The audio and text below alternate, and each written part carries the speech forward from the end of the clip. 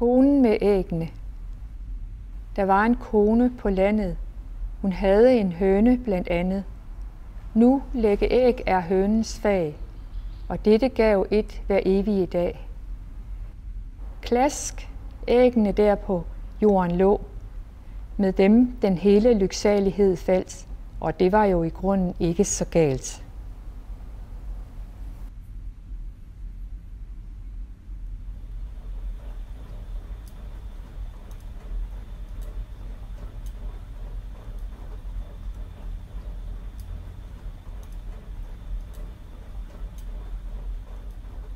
Kunst er bare vigtig for mig. Altså jeg kan mærke, at hvis jeg ikke ligesom er i mit atelier, at hvis jeg er for længe væk fra det, at jeg kan sådan blive meget urolig.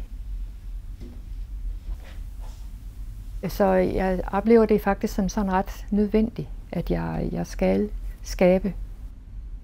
Jeg skal simpelthen udtrykke mig. Det er sådan nærmest livsnødvendigt. Så det er bare det, jeg skal som menneske.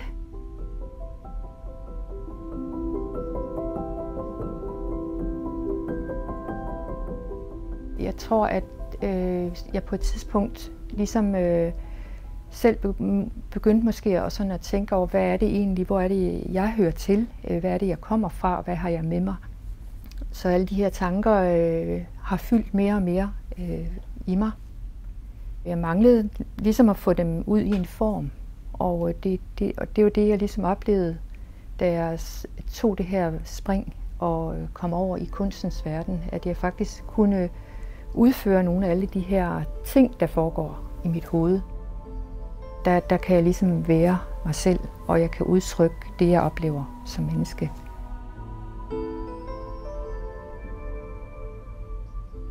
Jeg er uddannet billedkunstner og har en baggrund også som håndarbejdslærer.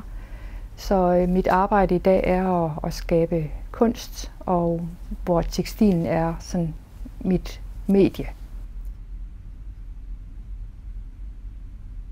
Når man bliver kunstner, så er man egentlig sådan lidt en der undersøger og forsker. Og jeg forsker måske min hud, fordi der er også noget med alder, den forandrer sig, og den gør nogle ting, som jeg ikke er herre over. Og så er jeg bare sådan nysgerrig, sådan, okay, hvad var det? Hvor interessant. Og så prøver jeg ligesom at få det ud, og kan jeg bruge det til noget? Og det er sådan et udtryk, jeg har fundet frem, at jeg jo har min krop lige ved hånden.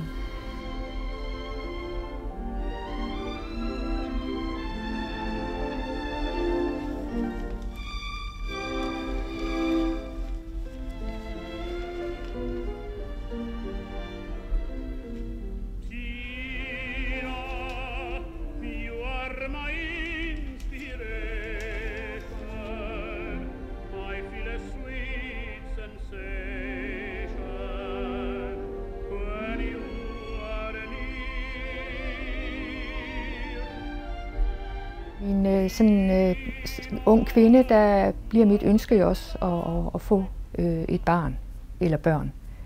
Og det opdagede jeg ligesom, det lykkes ikke for mig. Og ligesom, hvad er det med min krop, der gør, at jeg ikke ligesom kan føde selv det her barn. Og det er sådan, der går jeg ind og sådan accepterer, okay, jamen jeg kan ikke, min krop vil ikke lave et barn.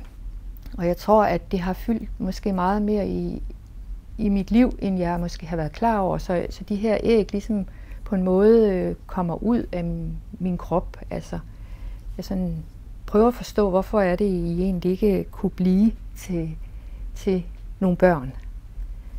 Så måske er det også en bearbejdelse af den her sådan sorg over, at min krop ikke ligesom ville lave nogle børn til verden.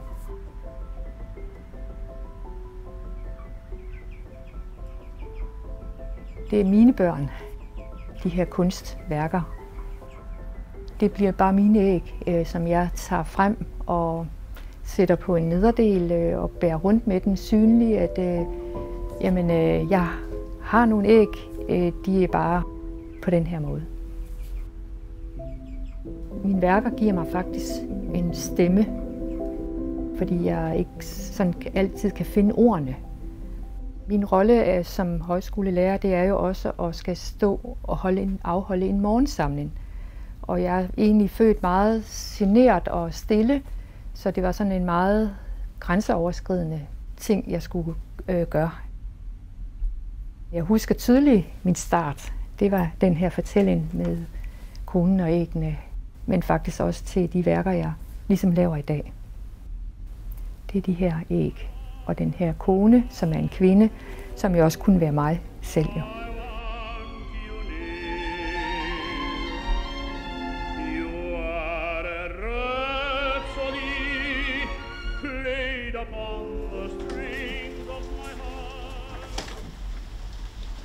Men det er måske egentlig meget godt at have den imellem her, ja. Ja. Så det Hvor skal jeg tage fat hen? ja, du prøver bare. Det kan godt være, her. Sådan der, ja. Går det? Ja, det går.